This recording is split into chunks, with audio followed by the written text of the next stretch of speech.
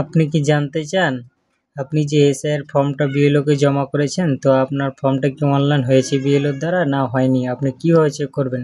তার জন্য আপনি আপনার মোবাইলে বা কম্পিউটারে চলে আসবেন, তারপরে ভোটার পোর্টালে যাবেন, এখান থেকে ওয়েবসাইটে যাবেন,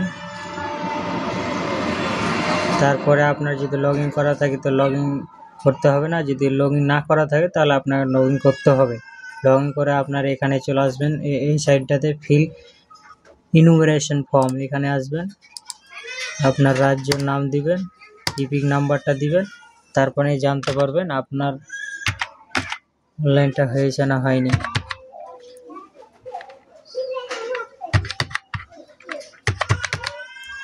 দেখি আমারটা দেখে নি হয়েছে কিনা। হ্যাঁ, হয়ে গেছে।